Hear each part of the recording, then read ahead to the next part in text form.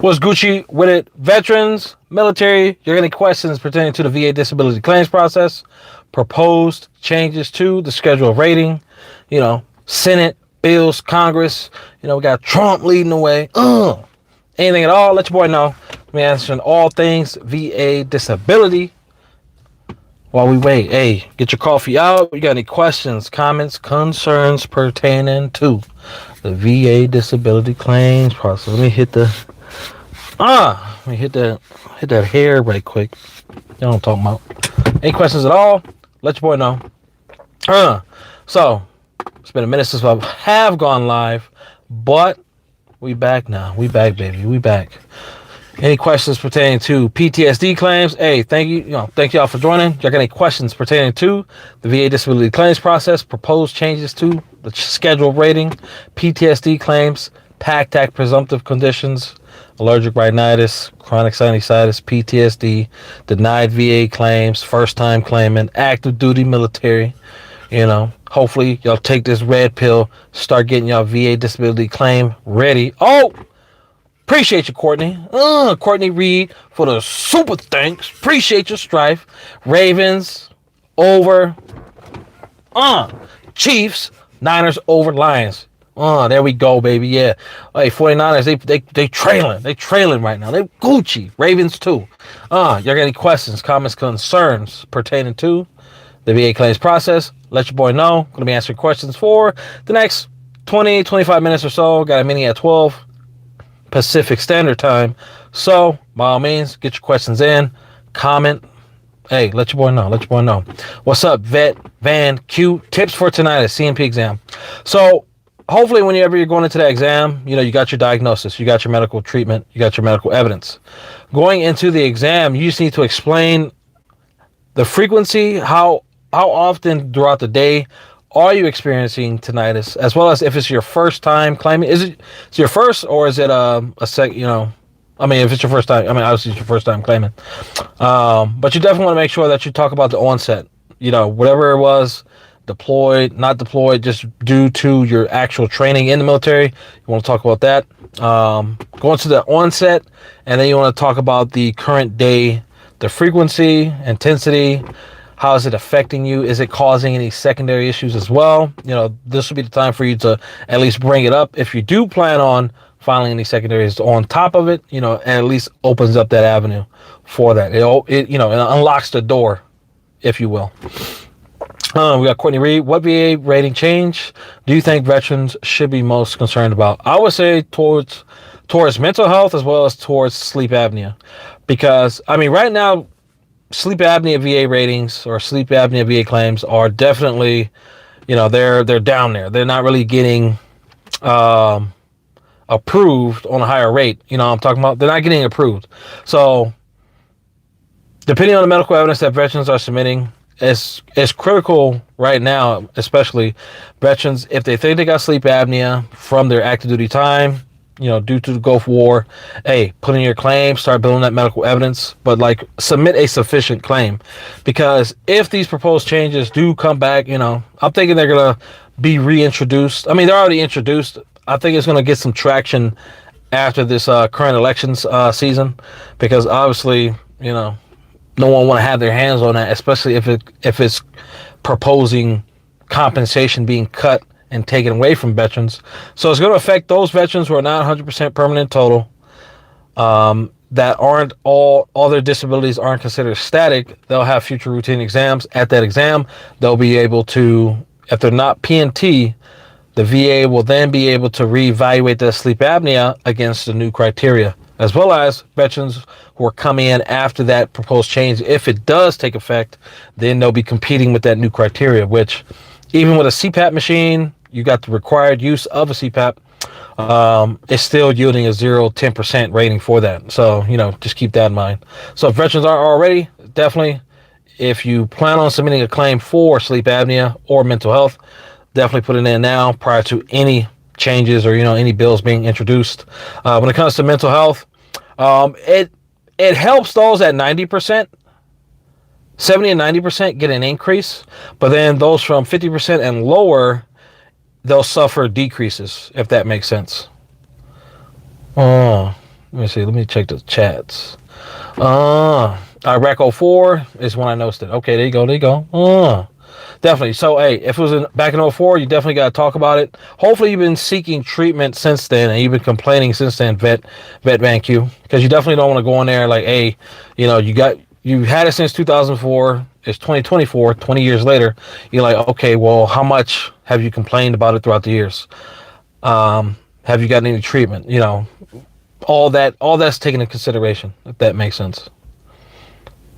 Oh, Raymond Scott, welcome to the Veteran Apprentice. Oh, appreciate you for joining, Raymond. Appreciate your strife. Well, we got another veteran apprentice, veteran apprentice in the club. That's what I'm talking about. Appreciate your strife, brother. Vet Van Q, no problem, dog, no problem. Any other questions, please let me know. And as y'all coming in, y'all got any questions pertaining to your own VA disability claims process? Motherfucking, Raymond, super, that's what I'm talking about. Y'all got any questions? I know it's child time. Might got some military folks in here or some veterans trying to, school themselves up, get ready for 2024. It is 2024 already, so definitely we take these motherfucking glasses off. It's kind of bright though. Let me see. Robert Mr. Anderson, brother, can a C&P examiner discount your Nexus and DBQs for anxiety and depression if it's from a psychologist instead of a psychiatrist? So, yes, I mean a C&P examiner that can discredit you anytime, but depending on the weight of your medical evidence, hopefully that VA rater, they'll take into consideration both. Some of the younger VA raters or some of the inexperienced, they'll just take the side of the C&P examiner because, okay, let me just conform. And, obviously it's dollars out of our pockets and more frustration and anxiety added to us on top of just being in the VA claims process. But they can most definitely pick apart your Nexus letter, your DBQ, if you supply one, especially if it isn't filled out correctly. Now, a good Nexus letter, it'll have some, it'll have some literature. It'll point to some medical evidence. It will also list like bare minimum that's needed in a Nexus letter if it's coming from like your personal doctor. And he's like, hey, Dr. So-and-so, Debo, reviewed veterans service treatment record, their current medical treatment record, evaluated them for X specific disability, and it's more than likely than not, or it's more than likely caused by their military service, and this is why. Go on to explanation. If they've been treating you, they should know you. They can mirror your symptomology and the issues that you're experiencing in relation to a medical publication, medical literature, case study that can help support your claim, especially if it's one of those harder to get service-connected disabilities, such as, sleep apnea being one of the main ones, PTSD, and so on and so forth. Tinnitus as well. It's easy to get tinnitus, but it's hard to get it service connected. Appreciate the motherfucking. Let me see. Professor Mudd. Okay, I can't. It's too bright. I can't see. Gotta put these back on. Professor Mudd. Hi, I'm in the final stage of step 3, and I was told I will hear the decision any day now by my VA rep. Okay, I'm over 45 days past all my doctor's appointments and VA waiting to pin needles. Okay, LOL. There you go.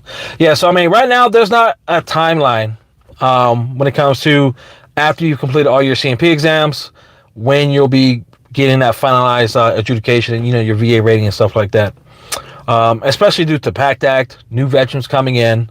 I think the last time I checked, the VA is processing about it's over 1 million claims right now, regardless of the stage it's in. I think almost 500,000 are non-Pact Act related, and then the majority of, whatever fuck. So there's a lot of claims in right now.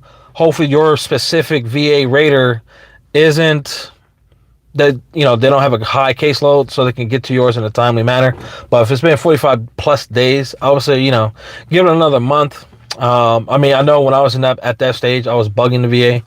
The VA did actually give me a partial rating. Just to give you some context, I submitted my claim September 2022, went to my first 2 out of 4 C&P exams, October 2022, and then I waited until February 2023 to get a partial rating.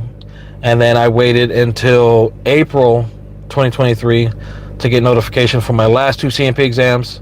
And then the claim was completely finalized end of May. So that was about a 9-month time period from the time I hit submit, not intent to file, just hit submit, got finished with my C&P exams. And at least with the first 2, it was what?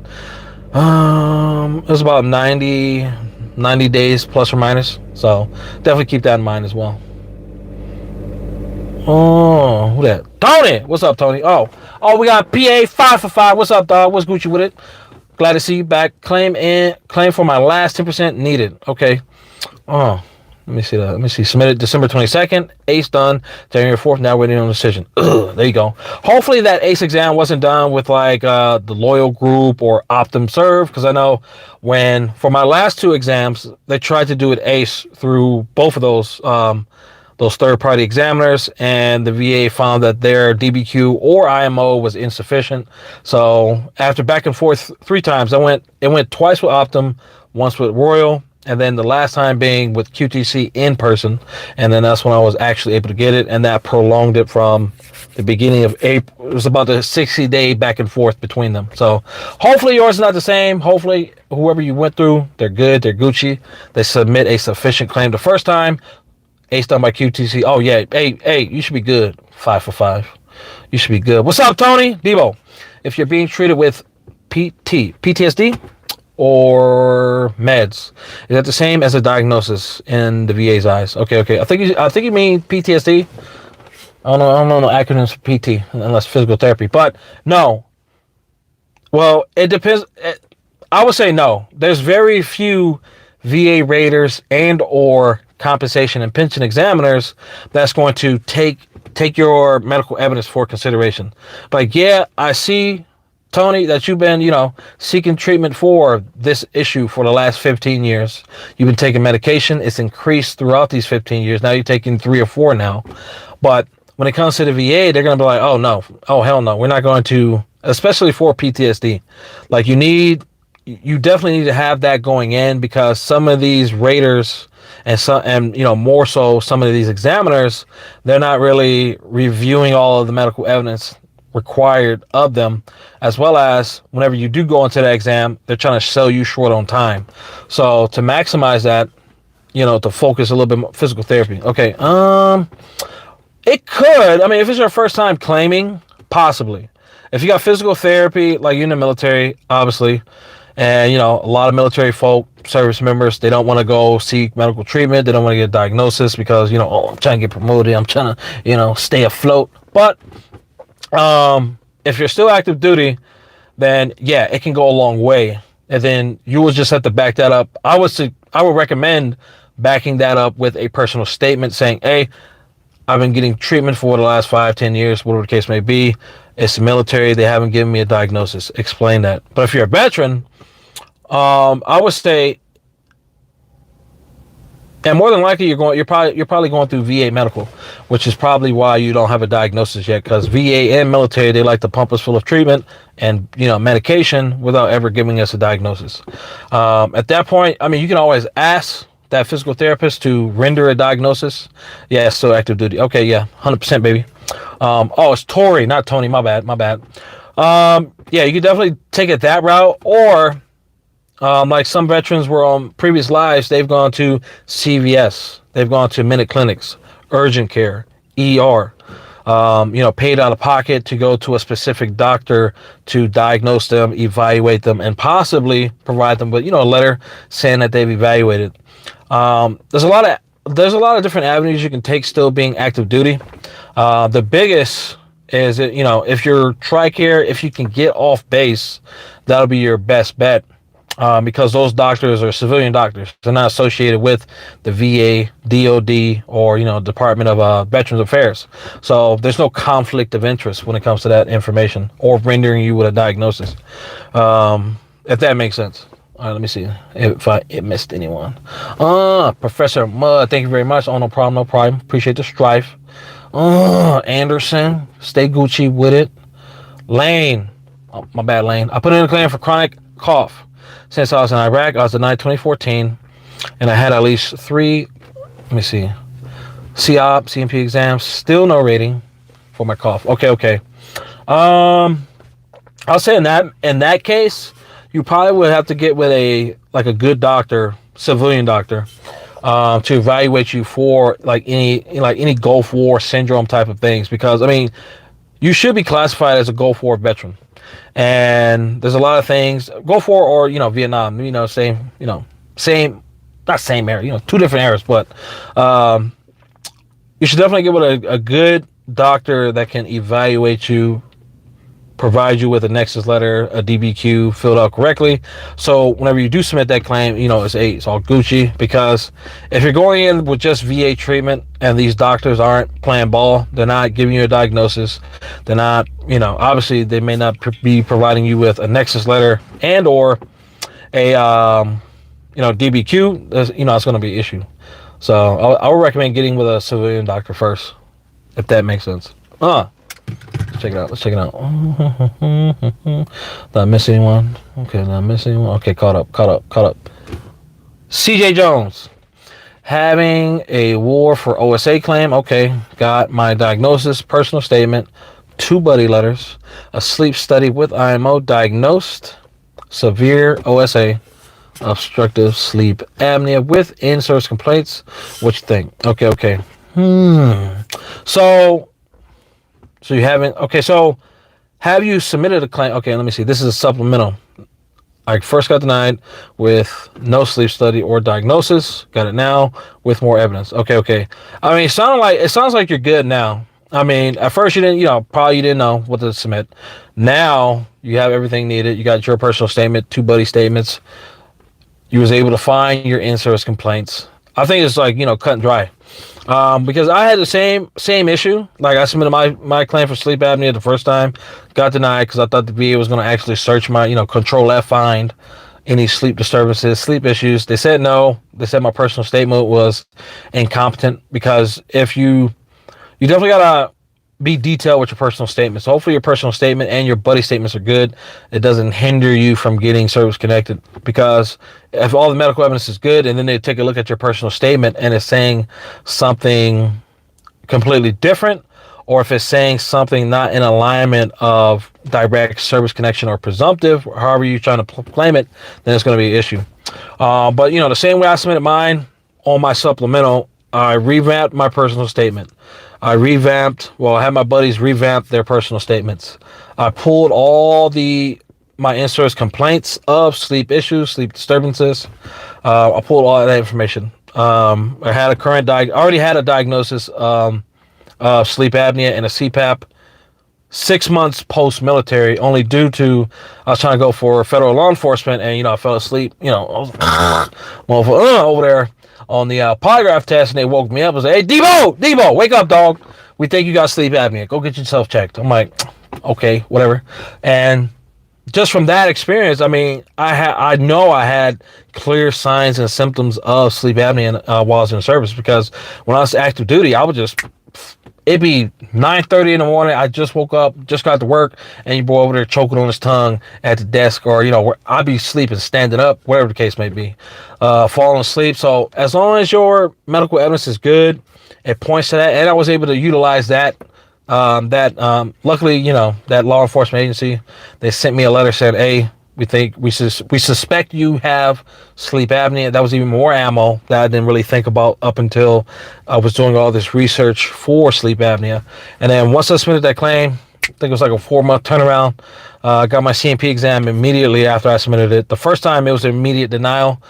On my supplemental, it was immediate C&P exam. So, depending on how soon you get that exam, it'll. It's good luck. It's good luck. Hey, come on. So definitely that. And then whenever you go in there, you just want to make sure that you have time. You got the DBQ, regardless if you have one filled out or blank. Bring in a DBQ, bring in everything you submitted for that claim, and start from the beginning. First page, I think it's like 5 to 7 pages for that DBQ. You want to make sure every question is being asked, as well as when it's one page that makes the difference between service connection or not, as well as 50% or just 0%. So you definitely got to keep that in mind. CJ, Man, I hope so. Sure. So your channel has helped me out so much, man. You educate me. There you go. Appreciate you, dog. Appreciate the motherfucking strife. Got that 80%, dog. Hey, keep pushing. Get that 100%, dog. Brian, my examiner. Okay. Let's see, Byron. My examiner ignored my current diagnosis for anxiety, panic attacks, and depression. Then she diagnosed me with alcohol use disorder and blamed all my current diagnosis on that. But I only started drinking because the meds I was getting prescribed weren't helping with the panic attacks. Okay. Go Niners, baby. Go 49ers, baby. There you go. Yeah, Brian, I would say, okay, the examiner. If that claim was, so first, is the claim denied? And how, if it was denied, how soon or how long has it been since it's been denied? Because if you have all that good medical evidence, you have a diagnosis, you got sufficient treatment, you got all, evidence pointing if it should be a secondary or direct service, I would suggest, hey, take it to a higher level review. But prior to that, if you don't already, get with a registered service organization, depending on your area, Wounded Warrior Project might be good, DAV or VFW, maybe county VSOs, but I don't like county VSOs just because they're behind on the times. You may find that there's 1% of county VSOs that are good, but outside of that, it's good to have representation going to a higher level review or any step in the appeals process, because it looks like, okay, hey, first he came in here alone, he tried to get him by himself, but now he got Wounded Warrior Project behind him, DAV. Let's actually take a look at this claim instead of just brushing it into a denial with the C&P examiner information. Let me see. Dada, I'm rated 50% for migraines. I filed ED secondary to migraines. Have a current diagnosis and RX. What do you think? I mean, it could definitely work, but does your medical evidence show that migraines is causing ED? Like, do you have complaint history and stuff like that? Like, it's not enough to just go build that medical evidence for the secondary without establishing how migraines is causing ED. Is it the actual migraines itself, or is it the medication? Yeah, there you go, So if you haven't established that causation, you definitely need to, backtrack, still start your intent to file, backtrack and build that medical evidence, or, you need to get that acknowledgement from a doctor, preferably your personal doctor that's treating you. But yeah, hey, motherfucking Dada's migraine medication is causing ED, or just the residual symptoms of migraines is causing ED. You need to have that acknowledged and tracked through what? Your complaints, dog. You gotta get them complaints up, baby. Let me see if I missed anybody. Let me see. Jay, I got rated 0% for migraines, and I've been experiencing them since Iraq. I have a higher level review now, just waiting. All right, Jay. So when you submitted that claim for migraines, what did you actually submit with it? If you don't mind me asking. And then we got Patrick while we wait on Jay. Patrick Pinkston. Yes, County VSO hadn't returned emails or calls. Got with my local vet center, getting assistance, first time claiming, go for better. 99 for. Okay, hey, there you go, Patrick. I would say, Patrick, hopefully that VSO treats you well. I don't really put much faith in county VSOs because they don't have the right access to VBMS, the Veteran Benefit Management System, to track live time what's going on with your claim. If they're just submitting it and then getting the results back, I mean, you'll get the results prior to a county VSO if they don't have that access.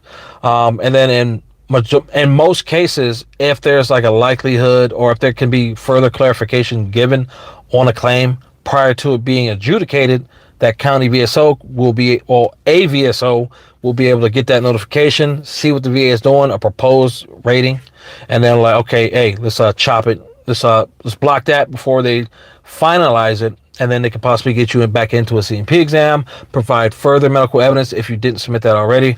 But definitely, I would say if you haven't already screened and vetted this VSO, definitely, I mean, if they haven't returned emails or calls, definitely, I mean, I don't know, though. I don't put much faith in VSOs. But if you're currently in the higher level review process, it's definitely going to be important for you to get in contact with them, because I mean that higher level review call or in person or video call could come any day, and then if this VSO is just in the wind, it's not going to be beneficial to you.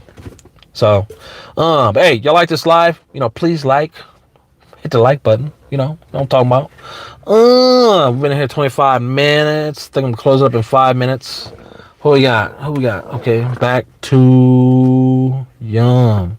Okay, I have a C&P exam coming up for a new claim with Nexus DBQ. Should I go or not? Let's see, did I miss you, Q?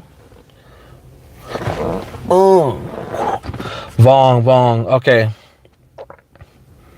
I mean, why wouldn't you? Or when you Q Vong? I don't know if you sent another.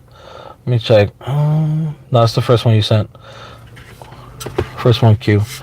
I mean, if you have a C&P exam coming up, you need to go to that exam, especially if it's for compensation purposes. Like I have a lot of buddies who they went in with DBQs, they went in with IMOs, and then they didn't go to that exam. They still got service connected, but they didn't get the compensation. They just got service connected as 0% to just receive treatment. So I don't want any conflicting evidence. So, I mean, if your DBQ and your IMO is filled out sufficiently, all your medical evidence is good, then I would say, I mean, you still need to, like, if you're representing yourself, I mean, there's no way you could possibly know if your medical evidence is sufficient unless you contact Vera. Have Vera contact you, give you a call, and be like, hey, I submitted a DBQ, and just run the situation down with them. I submitted my DBQ, I submitted my Nexus letter, all my medical evidence. I know all of this is good for rating purposes or for increase purposes. Why are you calling me in for a C&P exam? And then from that call, I would then decide, hey, if you would need to go in or not. But that's completely still up to you, though. I would recommend like checking your bases first. But if you have a VSO, they should be able to verify that as well with that VA rater. But I would still say contact Vera. Go to Google, type in VERA VA, and schedule for them to give you a call and explain that situation to them. Hopefully prior to that. No problem, brother. Brother Q Vong. Yeah, definitely explain that situation to them prior to the exam. Then we got J Migraine Buddy, witness statements, and a Nexus. Okay. So, if your Migraine Buddy log, your Migraine Buddy app shows that, okay, you're getting migraines, at least once a week. Let's go with that, or twice a month. That should be twice a month, and then they're lasting majority of the day, half day or more.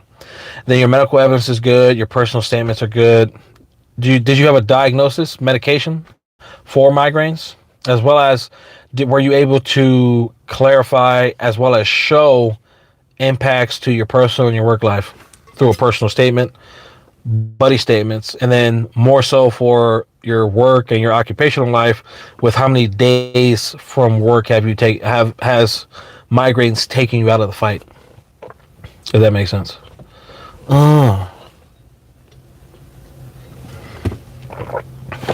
Gauge. How do you get the results from your C&P exam, DBQs?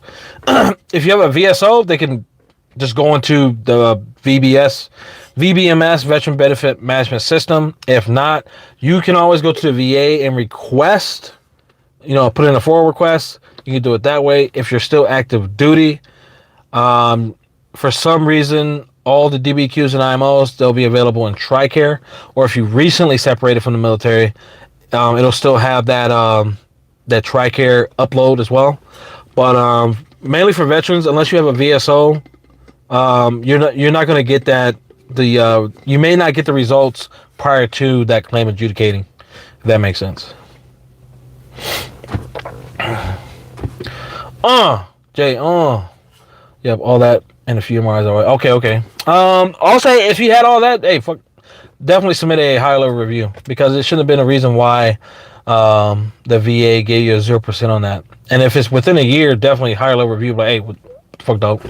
But hey, comment on this video if y'all have any additional questions. Share, let your boy know. Oh, what's up, Everett? What's Gucci, dog? I'm about to get off, dog. But I got 10 minutes to get ready for this meeting. But hey, y'all stay Gucci with it. And as always, oh, this motherfucking Debo out. Y'all stay Gucci with it. Oh, that's not going on.